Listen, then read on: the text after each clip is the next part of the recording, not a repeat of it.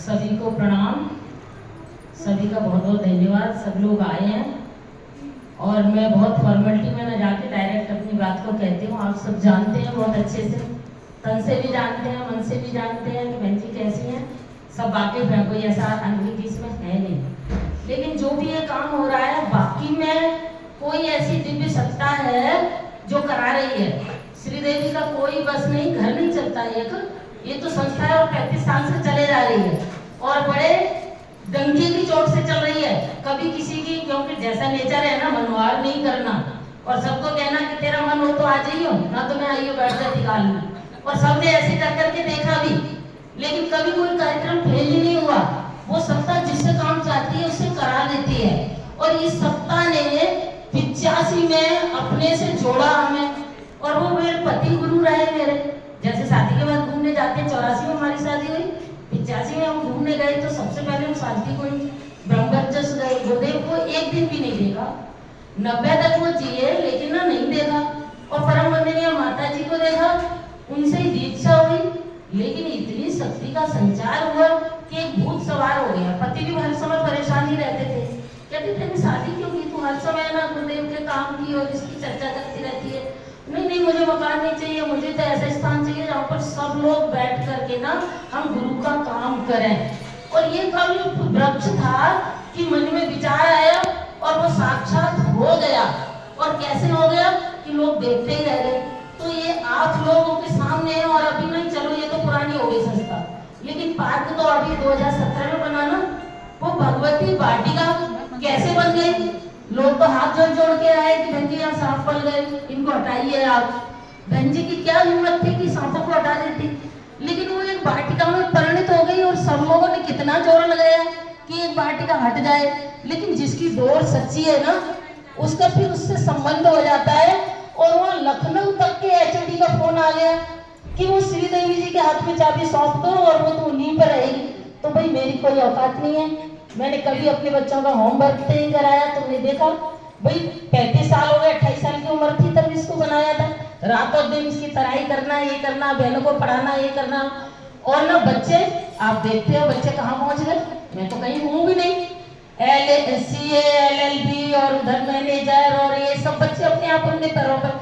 तो मेरी गाड़ी तो वो ही चला रहे हैं और मुझे न किसी के जाने का खेद है, न किसी के मिलने की खुशी है। मैं तो हमेशा उसमें उसकी कृपा से रह रही हूँ।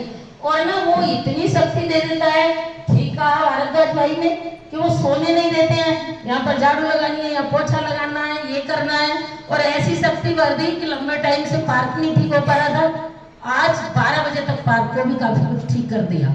और मुझे कोई थकान भी नहीं है, कैसी भी थकान नहीं है। तो ये सब आपके सामने प्रत्यक्ष उदाहरण है। बाकी ये किसी के बाप की बापत्ती नहीं, ये भगवान का घर है। यहाँ पर कोई भी किसी भी मजहब का हो, बच्चे आते हैं तो वो कहते हैं हम अंसारी हैं, हम मुसलमान हैं। मैंने कहा तो क्या हुआ, हमारे यहाँ तो अखंड रामायण भी मुसलमान के बच्चों ने पढ़ी है।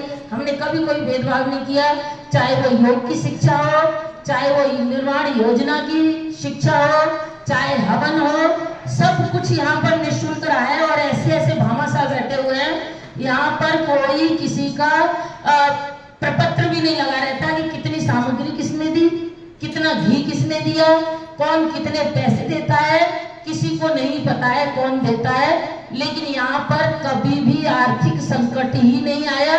ये मेरे लिए बिल्कुल आस्था का केंद्र है कि बाकी में गुरुदेव की चेतना ने प्रयाण करने से पहले इस स्थान पर अपना बीजारोपण कर दिया था और वही इसको चला रहे हैं, वही कराएंगे।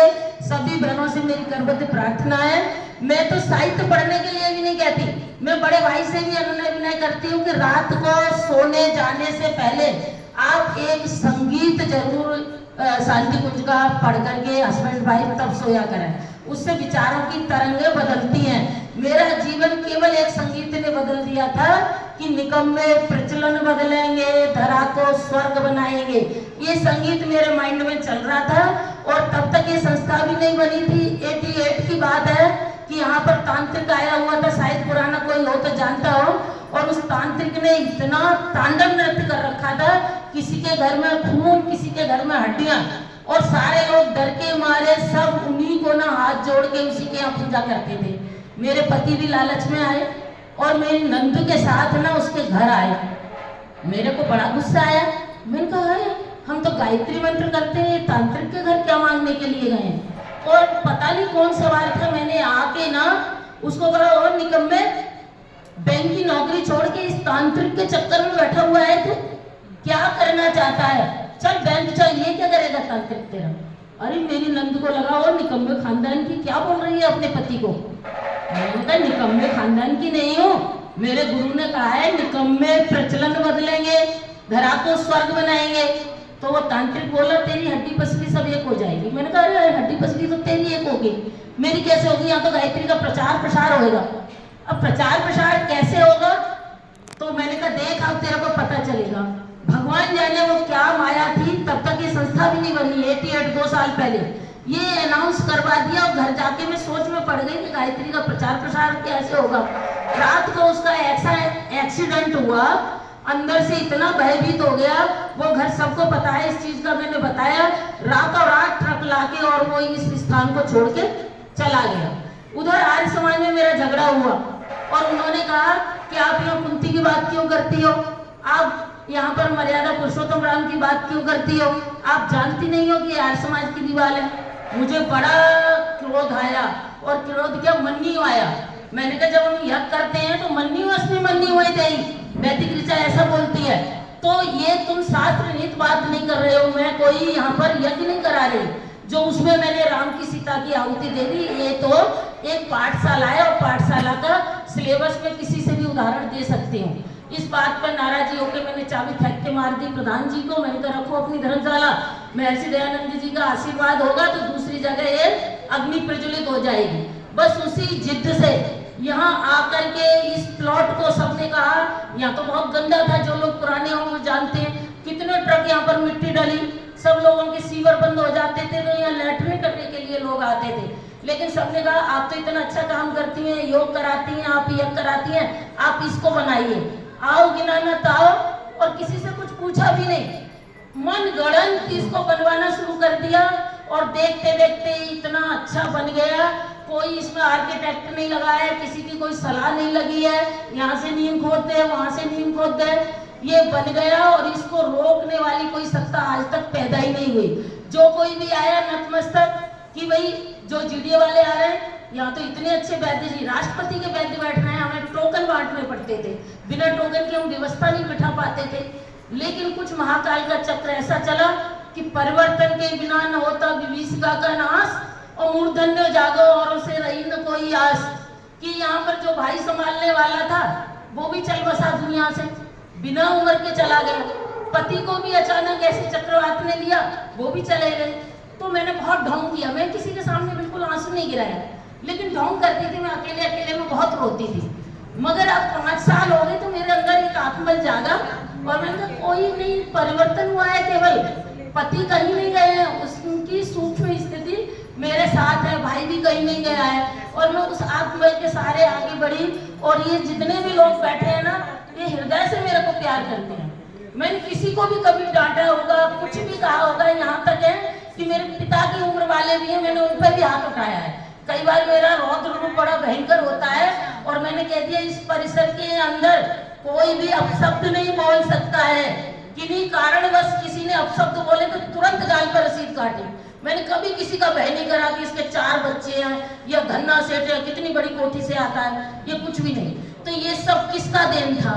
ये उस ही सत्ता का जो महाकाल का अवतार है, जिसने सोतों को जगा दिया और जागों को जिसने चला दिया, चलतों को जिसने दौड़ाया है, निष्ठा को दी प्रेरक उछाल, ऐसा ही उसने किया है।